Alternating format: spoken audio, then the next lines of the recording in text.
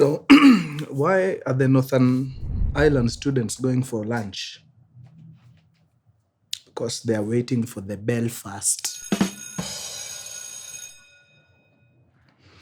Okay, what do you call a Burundian reggae artist? Bujumbura. Kasongo Ombalibanga. Kama Jamaica iko na Buju Banton, watakosa Bujumbura kweli?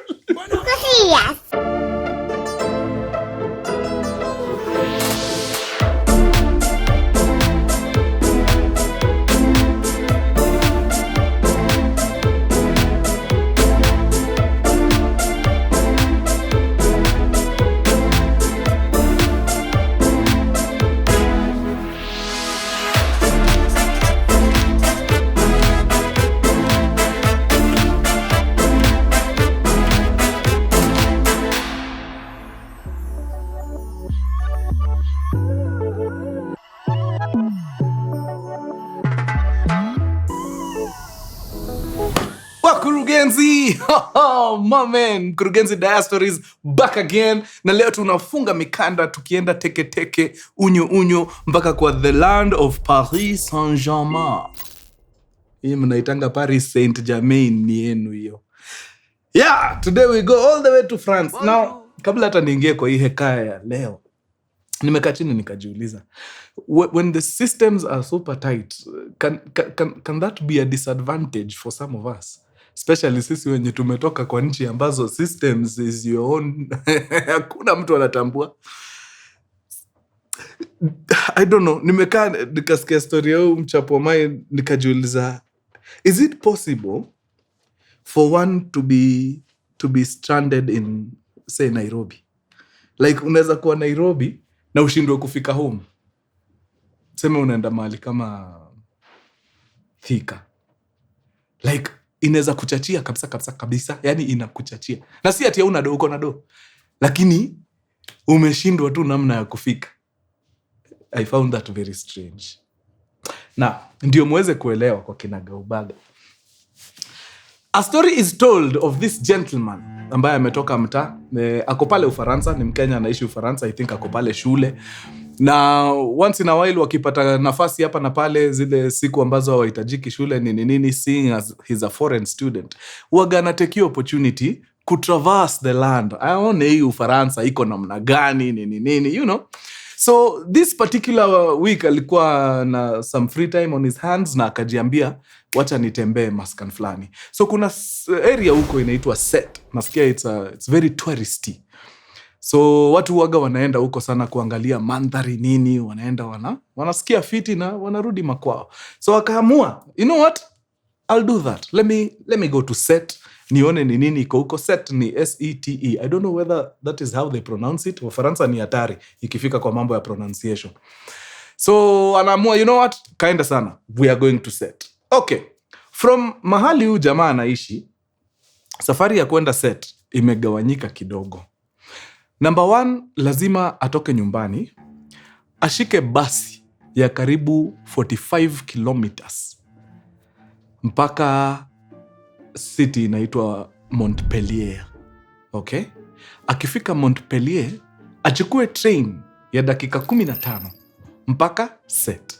Akifika Set, azuru area, maeneo, aangalie mandhari nini for like 3 hours. Bas, akisha maliza hiyo shughuli, achukue train kutoka wapi? Set. Arudi Montpellier.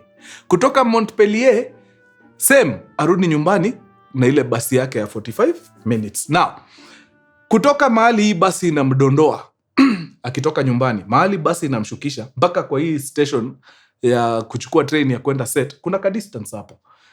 Ni kitu kama distance ya kilomita 5 hivi na kitu. So, the same applies when he's coming back. So ni home to ile town, ile maskan, anashuka Montpellier. Hapo Montpellier atembee, okay, achukue katram dakika chache mpaka wapi? Mpaka kwa station Montpellier. Kutoka Montpellier achukue train mpaka wapi? Set. Na the same kurudi. From Set back na ka train mpaka Montpellier achukue tram ya nusu saa hapo mpaka ile stage yake ya basi, from stage yake ya basi 45 minutes mpaka kwa nyumba. Si tumeshika hiyo nini mpaka hapo? Very nice. Now, it is important that huyu jamaa wetu arudi leo. Sababu gani? Kesho asubuhi saa 2 anahitajika darasa. Na hizi ni zile darasa huwezi miss. You cannot afford to. So liwe liwalo, lazima alale nyumbani leo. Okay? Nice. So jamaa wetu anatoka nyumbani vizuri, anachukua ile basi yake ya 45, anaingia nayo mpaka wapi? Mjini. Pale mjini anachukua ile tram yake ya nusu saa. Hiyo tram inampeleka wapi? Kwa station pale Montpellier. Anafika Montpellier, anangojea nini? Anangojea ile train ride ya dakika 15 impeleke set. But as ako hapa anatulia, ana discover simu yake kidogo ni kama moto inaenda sana. But akajiambia, you know what? Haina shida. As I'm waiting for hii train, wacha nifanye nini? Wacha niende nitafute maskani ya kucharge. Unfortunately, anafika kwa kamkahawa pale, akitaka kucharge, ana discover hii mkahawa iko na tu zile sockets za head, haina USB. Yeye hajabeba head, amebeba tu USB peke yake. So anatafuta mahali kuna USB, haiko pale kwa hoteli. Anasema simu iko 60%, haina shida. Wacha ni bye time, sababu alifika mapema sana. Wacha ni bye time nikingojea hii train ya kuenda set. Niangalie mandhari pia hii Montpellier, nione inakaa namna gani, nini. Nitacharge wapi? Kwa train, sababu hizi trains zinakujaga na charging ports. So anapiga lap hapo Montpellier, anafurahi, time yake ya train inakaribia, anarudi pale kwa station.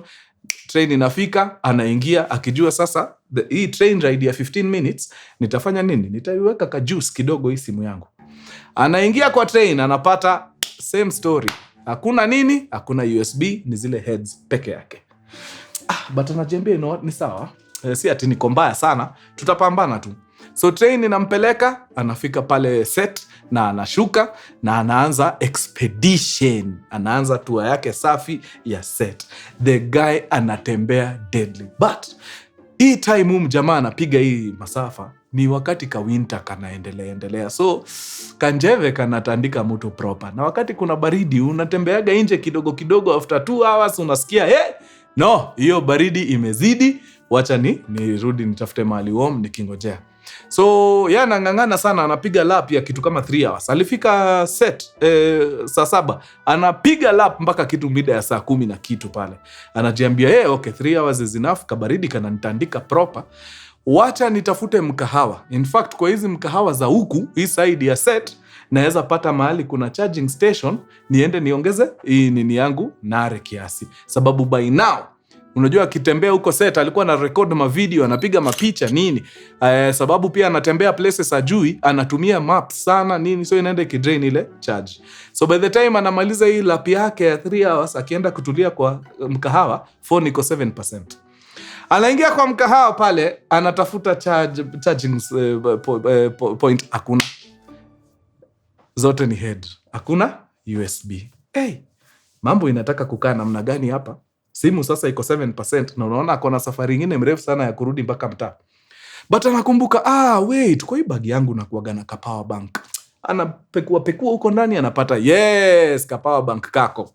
Pup, ana plug in simu. Anapata hii power bank hakuwa ameicharge, so iko na tu juice kidogo tu. Luckily ina boost simu yake kutoka 7 to 21%. Anajiambia iko sawa, hii nitang'ang'ana nayo, nifike wapi? Nifike mtaa. Inafika mida ya yeye sasa kuanza safari, atoke pale, aanze kurudi home. Si ako set sasa, anafaa achukue train ya 15 minutes, imrudishe Montpellier. Kutoka Montpellier achukue tram, kale ka train kale, ka 30 minutes, kampeleke kwa stage ya basi. Kwa hii stage ya basi achukue nini ya 45 minutes mpaka nyumbani. Okay? So ametulia pale, ile train ikafika. Si amecharge sasa akokaa 21%. So ametoka. Ameingia kwa ile train, imepiga ile dakika 15, imempeleka Montpellier. But sasa kuna hesabu zilipitana mahali. I think he cut it too close. Sababu hii train alikuwa anachukua set, ilikuwa inafaa iingie pale mjini kitu kama saa 12 na dakika 10. Okay? Ikifika saa 12 na dakika 10 ya jioni, anafaa aingie ile tram ambayo inafaa impeleke kwa stage ya basi. Hii tram inachukua 30 minutes. So kutoka saa 12:10 anafaa afike kwa stage ya basi saa 12:40. Basi yake inatoka kwa hii stage saa 12:45. So akona 5 minutes between tram kufika na yeye kupanda basi. But it's Europe. Huko systems zinakuaga. Yeah. Kama train inafaa ifike 6:23 inafika 6:23. Huko ni chap. So he really had nothing to worry about.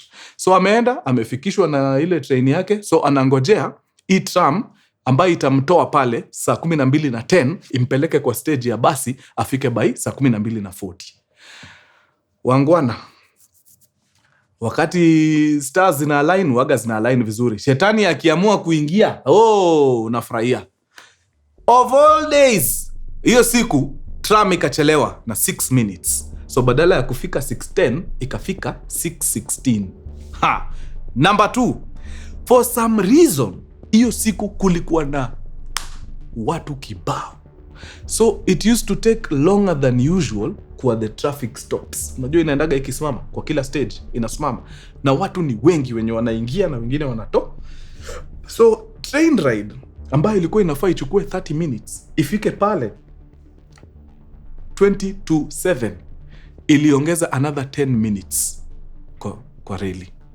So badala ya kufika 6:40 alienda up kufika 6:55. Sababu ilichelewa huko na dakika 5 na kitu na ikaongeza dakika 10 yenye ingefaa kukua. So by the time anafika kwa stage ya basi at 6:55, ile basi yake, siniwaambia huko vitu hazichelewi, basi yake ilishatoka 6:45. So 10 minutes ago. Hapa is a problem because that was the last bus to hiyo distance, hiyo place alikuwa naenda some 45 away. So now what to do? Kumbuka ile simu yake ni charge, amekuja akikula tu polepole. Juu anajua anaenda nyumbani, so hata ajali sana, amekuja tu akikula charge polepole. So sasa amefika pale, basi imeshaenda, imemwacha, anashindwa okay, so what do I do? Na liwe liwalo, lazima nifanye nini? Niingie darasa kesho saa 2 asubuhi. So anapiga hesabu za haraka, ana discover nikipata mahali naweza lala kwa mtu hapa, ninaweza amkia mapema sana saa 12 nitoke, ndio by saa 2 inipate nimeingia Maskan huko shule, sababu mali alikuwa na stay na shule ni same place. So akajua hapa ni kutafuta ujanja, ni kutafuta mtu host for the night. Akakumbuka he has a Uruguayan friend, akampigia, akamwambia niaje mtu yangu, believe it or not, niko kwa ile stage yetu ya basi, nimetoka kwa pale Montpellier, kuna katram ride hapo ka 30 minutes kamenichelewesha. Sasa hako katram ride kamefanya nimehata hii basi yangu. As we speak niko kwa hii stage na basi imeenda. By any chance unaweza kuwa unajua mtu around here, naweza tu crash kwake, alafu kesho ngware nitoke niende. The Uruguayan akamwambia haina mambo, acha nipige simu 2-3 nikuchapie. So the Uruguayan friend akapigia watu wawili wenye anajua wanaishi kwa hiyo vicinity. Moja haikuwa inawezekana sababu he had family over. Kuna watu wa familia walikuwa wamemvisit, na hao wanafunzi vile wanaishigi, si ati wanaishi kwa mansion, si ati wanaishi kwa manyumba kubwa, ni 2 rooms tu tudogo. So ukivizitiwa na watu wawili, nyinyi mumepiga overload hapo.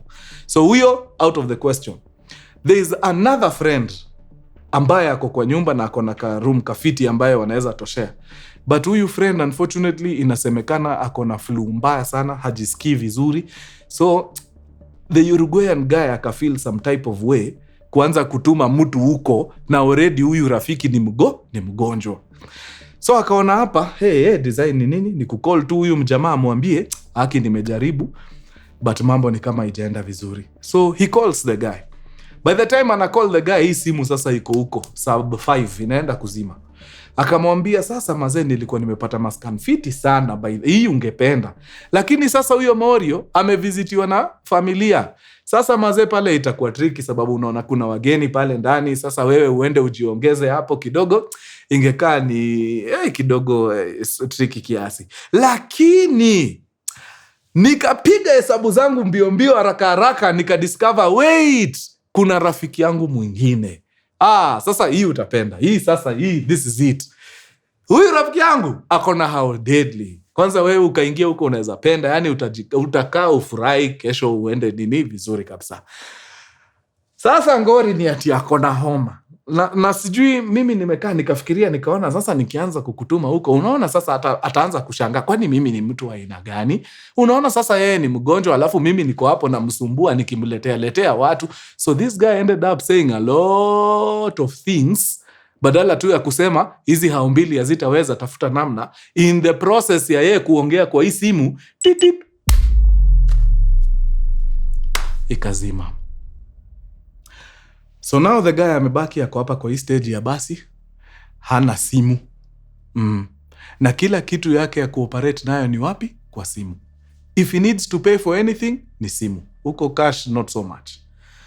So amekaa hapo anafikiria sasa itakuwa aje hapa. Akajiambia mahali hii stage ya basi iko, hapa ni ngumu asaidike. The best place kusaidika ni kurudi Tao, huko Montpellier, kwa ile train station huko.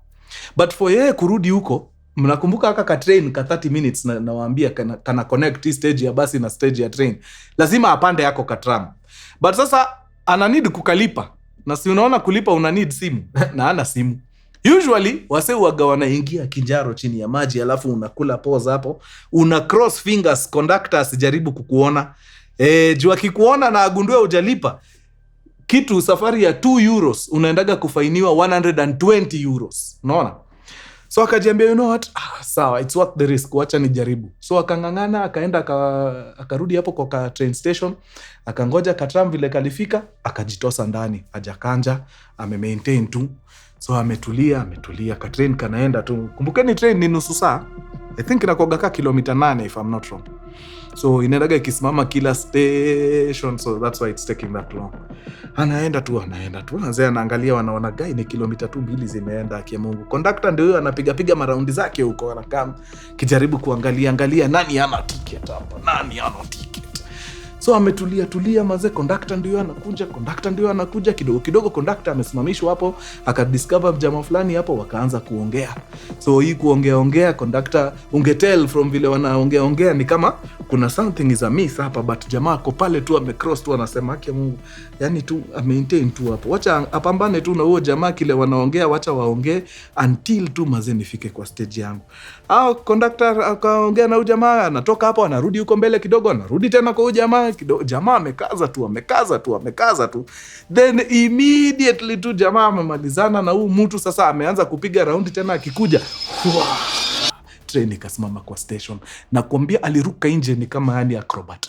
Nje. Asijaribu kuitishwa sababu hana. Pap ametoka nje. Ameingia sasa Montpellier, ako huko kwa street. Akajiambia sasa nikiwa hapa, first order of business ni kuchaji simu. So akaingia mahali kwa kamkahawa. Okay? Kauliza, hii kwanza iko na place ya USB. Kaenda akaweka USB yake, akaconnect kasimu pale.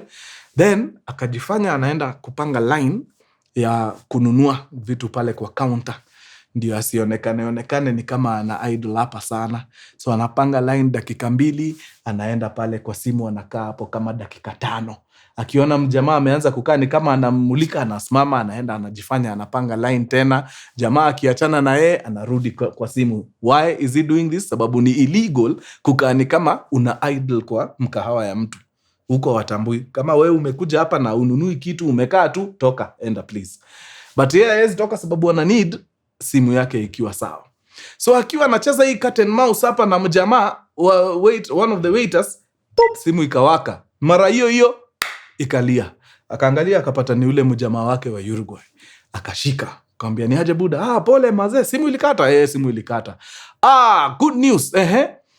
Unakumbuka ule beste nilikushow ako na homa? Imagine nimemuongelesha, akasema iko tu sawa. Uende tu utulie, kama ni place ya kudozu unataka, bas kesho utajipanga kutoka hapo. Jamaa kaambia shukran sana, wacha nitakukonfirmia in a bit. Kwa nini alimwambia atamkonfirmia in a bit? Because pale Ufaransa kuna app inaitwa BlaBla. So BlaBla ni app fulani ya carpooling. How does it work? Assuming uko kwa stage pale railways, wewe unataka kuenda Juja. kuenda na taxi ya kawaida inaweza kuwa very expensive, lakini kuna mtu anafanyaga kazi hapo, maybe anafanya kazi hapo Easy Coach na anaendaga nyumbani Juja. Ni mtu anakujaga kazi hapa anaenda home. Ndio huyu mtu asiende tu gari kerae, asiende tu empty, wako na ka-app, ka-carpooling. Ana set your app, anasema mimi ninaenda hizi area za Juja. In case kuna anyone in the vicinity, anaweza kuwa anaelekea hizo area za Juja, umconnect na mimi, ndio tuende na yeye, anigonge kitu kidogo, hata niweke mafuta, nimpeleke mpaka nyumbani. So, jamaa akaingia bla bla, nini hapo na akasema, waga unasema uko na how long ya kungoja? Akasema between 9 PM na 11 PM. Kama kuna bla bla inatoka hapa hii time, waniachanue tuende. So bas, by this time ndio hiyo saa 3 imegonga usiku. Yani wakati uko stranded, idhaa inakimbia kama kasia. So amekam akaset nini ya kwanza. Hii time yote anacheza cat and mouse hapa kwa hii mkahawa. Unaona? By this sijui mbona hakununua hata ka glass ka juice. Naona ni kama ingempunguzia hii haso. Anyway, ni mwanafunzi, maybe hiyo pesa hata si ati alikuwa naye. So bla bla ya kwanza ikarespond. Unaenda wapi? Okay, sawa, very nice. Hata mimi naenda hiyo route. Okay, sawa. Usually hiyo app inapatiaga both of you 30 minutes. In 30 minutes kama udereva haja confirm anakuja, ina drop hiyo nini. So aliseti ya kwanza ikakaa 30 minutes ikalapse, hiyo ikadrop. So yeah, nimedanganya, dereva akushika. Aliseti ikakaa 30 minutes ikalapse, hiyo ikadrop. Ikabidi aset tena ya pili. Akaset ya pili, ikakaa 30 minutes ikaisha, hiyo ikadrop. By now tushaingia 10 usiku. Akona only 1 hour ya kupata bla bla, otherwise after hapa blanda. So akasema, hey, Mungu mbele, wacha nijaribu one last time. Chup, akaseti. Immediately msee akarespond. Ni aje poa, uko area gani? Niko hapa nini. Sawa. Unaelekea area? Sawa. Hata mimi naenda huko. Sawa. Aje nipatie dakika 5. Nitakuchapia sasa uanze kutoka, tukutane place XYZ. Sawa. So jamaa akatulia. Si ameambiwa ngoje 5 minutes, jamaa mcall wakutane. So amekaa pale kwa mkahawa. Anacheza tu cat and mouse na huyu waiter nini. Baka waiter at some point akakuja straight kwa, nani umekaa hapa sana? Akamwambia, unajua hata mtu ameniweka hapa ni rafiki yangu. Nimekuja hapa ninunue vitu za kukula dina, akaniambia anataka nimchukulie kitu. Sasa nimemwambia ni text ile kitu anataka nimchukulie, mtu ani text, nimengoja hapa but nataka nimpatie dakika zingine 5. After hapo, kama hata kuwa amenini mimi nitanunua niende. So waiter akamwacha. 5 minutes zikaisha. Zikakuja zikakuwa 10 ndio hizo zimeenda 15. Jamaa kajiambia hii hapana. Huyu msee alikuwa amesema na call in 5 minutes. So aka call back. Ana call simu ifanye nini? Haishikwi. Akaona hapa kwa hii mkahawa huyu waiter tunaanza kukosana. Wacha nitokage nianze kutembea juu niko na rough idea mali alikuwa anataka tukutane. So wacha niachane na huyu waiter, mimi nitoke tu nichukue simu yangu, at least sasa hii imeingia something, nianze hiyo safari. So akatoka akaanza kutembea akielekea wapi? Ile place walikuwa wameagree. Akiwa tu kwa barabara tu hivi anapiga stroll mdogo. Simu inalia. Anaangalia anaona ni ule mjamaa. Akashika, "Woya gave, hata nimeona upigi nikasema wacha nianze kutembea. Tukutane hizo maeria ulikuwa umenishow." Jamaa akamwambia, "Oi, makosa ni yangu." "Ai, nini tena?" "Nimekupigia tu hivi, hata sijaenda mita 300, gari ime break down." "Haya, tufanye aje nikuje hapo nikusaidia?" "Hapana. Unajua leo ni Sunday. Hakuna mtu mechanics tunaweza mpata sahi. So itabidi tu nisikume niiwache kwa mahali kwa petrol station. Mimi nitashughulika na hii gari kesho. Nilikuwa tu nakucall nikwambie, wewe tafuta tu gari nyingine. Mimi nimetafuta namna naenda nyumbani." Poop. Hiyo story ikaishia hapo. Sasa what happens now? Huyu mtu lazima mazee kesho aingie darasa saa 2 asubuhi. Otherwise itakuwa mbaya. Akapiga simu kwa Uruguay. Akamwambia, "Oya gave, nimejaribu bla bla, imekataa." Sasa naona uniconnect na ule rafiki yako mwenye uliniambia ako na homa. Homa ni kitu unaweza vumilia tu. We have struggled with worse. So jamaa akamwambia ina mambo. Ting, nimekurushia ka pin ndio yako, namba ya simu ndio hii. Ukifika tu hivi mchapie. nikapeleka mjamaa mpaka kwa nyumba, pap chap deadly. So akaamua badala ya kucall na nishafika, siwache tu ni knock. Knock mlango, pap. Kidogo mlango inafunguliwa. Hey. Rafiki kumbe ni mrembo, sio jamaa, ni kadem. Akashindwa, hapa si nimeuma nje, huyu atakubali stranger mwanaume? Hapa imeungua. But akamwambia, ni aje, wewe ndio umepatiwa namba na nani? Ni mimi. Maze sikujua wewe ni madam. Haya, pole. Dema kambeina mambo. Aliniambia uko na ngori kidogo ni nini, so unataka tukacheze aje? Akamwambia sasa mimi natafuta tu mali naweza ekelea kichwa, sababu unaona sasa idhaa imeenda sana. Hiyo ni saa 5 ndio hiyo inaingia. Na kesho nafaa kuwa Daro maze mapema sana saa 2. So nataka tu place naweza tulia asubuhi mapema sana. Nichangamke niende nipate ile basi. Ile basi yangu inatokaga kitu kama 6:30. Hiyo nikiwahi nimemake darasa ya saa 2 without a doubt. Dema akamwambia na mambo? Ingia. Uko sure? Ingia, no worries. Jamaa kaingia akajiweka comfortable hapo nini. But anaangalia room anaona kitanda ni moja peke yake, anashindwa sasa hapa itakuwaje mtu yangu. So Dema akamwambia sasa kuna kitu na feel na need kukuambia. Hii nyumba by this ishingi peke yangu. Once in a while chali yangu yeye unitembelea. Sasa hiyo once in a while leo ni hiyo once in a while. Anakam. Sasa mimi sijui kama unaona ikiwa picha mzuri sana watu watatu wakijikunyata kwa kakitanda ka 2x6. Wewe unaona kama hiyo iko sawa kweli? Jamaa akamwambia hiyo tricky. Hiyo itakuwa mbaya. But since naona uko na kakiti ka ofisi hapa, sinaweza kaa tu hivi mpaka asubuhi. Sababu hata asubuhi haijabaki mbali. Kama nikilala mida ya saa 6 na saa 11 naamka, hiyo ni 5 hours. Si tunakaanga kwa kiti ya train hata 7 hours. Hapa kwa hii kiti iko sawa kabisa. Dema akamwambia ina mambo. In fact hata chali yangu anakam in the next few atakuwa hapa. In the next few chali alikuwa area. Kaenda kaingia wakasalimiana vizuri. Turns out walikuwa wanajuana kiasi na uchali through the Uruguayan. But nile kujuana tu kwa umbali. So wakadiscuss, nini ina mambo. So plan ni gani? Plan ni nilale nitoke hapa Ngware nichukue ile basi saa 12. Okay. But kutoka hapa hadi mali unachukulia hiyo basi unajua si karibu. Akamwambia najua, I know. There's a tram. Lazima nipande tram hapo ya kitu kama nusu saa hivi. Nifike mpaka kwa hiyo nini. Okay. Kwa hivyo hiyo unajua so uta account kwa ile masaa yako. Iko sawa, don't worry. Sawa. Bas wakaagri kila kitu iko sawa na wakaagana good night, sababu kila mtu amechoka. Wale wakitanda wakaenda kitanda, wakiti akakaa kwa kiti. Akitafuta hapo usingizi akakumbuka, ngoja first. Na hii Kenya Railways waga ina operate hii tram. Niliona ni kama wametuma ka announcement kwa simu, ama niliona vitu zangu. Hebu ni confirm. I think mchana kuna kitu niliona ni kama wametext. Akaenda akafungua, akapata tram. Wameandika hapo wakasema, tram services hazitaweza kufanya kazi for the next 4 days. Sababu ya sijui scheduled maintenance ama ni nini. For just some reason. Among the trams affected, ni hii tram ya hapa mahali yuko, mpaka wapi? Kwa ile stage ya basi. So meaning, haiwezi, atafika aje kwa stage ya basi? Ikabidi hamushe watu. Nani? Usianze kwanza. Nani? Wacha tu.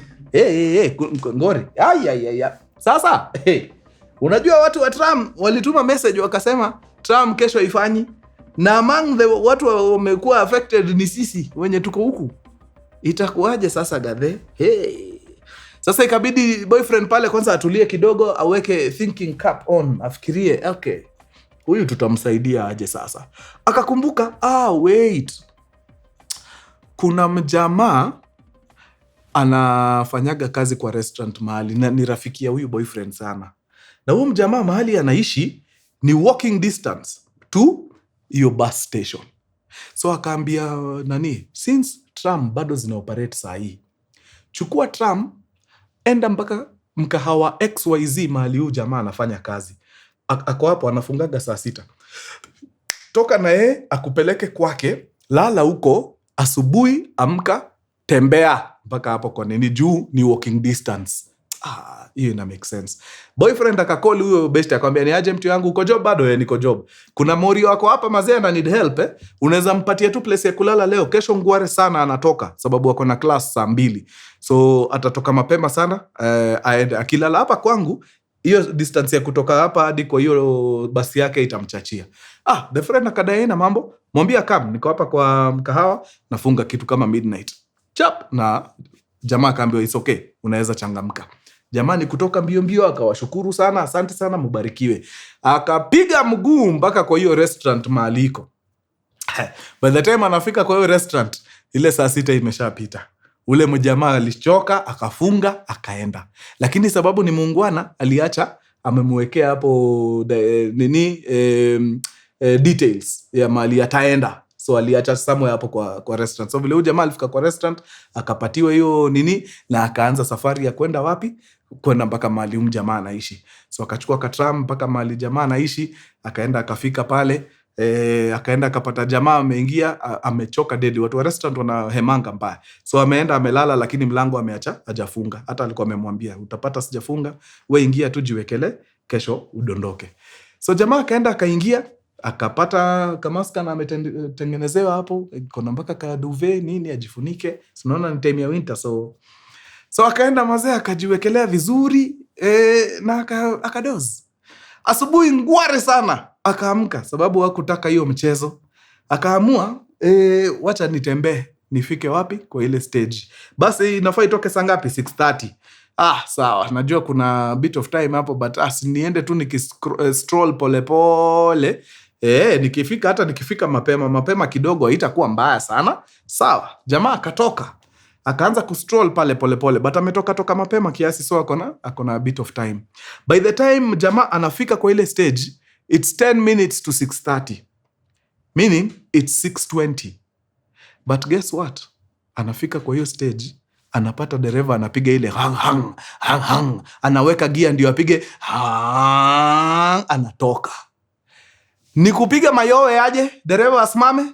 Dereva akasimama, akakama, akaingia, akauliza dereva, mtu yangu ni 6:20? Akaambia mimi nimekam, nikapata wase wameingia, wametoshea fiti, nikaona sasa mbona niweke watu 10 minutes na tayari tushaingia, tushatoshea poa, si mimi niende tu Na hivyo ndio jamaa aliponea. Angeamua tu kutoka ile saa ya kawaida akijua ana aim pale 6:30. Hivyo ndio mtihani ingeishia hapo, darasa ingeishia hapo, sababu angepata ile gari imetoka. Now, nikiangalia tu from hii town mtu anaoperatia mpaka mali anaenda, hiyo si nikaa kutoka hapa hadi Thika there about 45 minutes. Hiyo nikaa Thika. Yani safari ya kutoka hapa hadi Thika inaweza fanya uhangaike hivyo. Developed countries hata nyinyi sasa. Mimi najiuliza hapa Nairobi, ni nini hiyo inaweza fanya mazee safari ya Thika inichachie hivyo? Yani inafika saa fulani mnafunga kabisa. Huko hamuna zuri sako.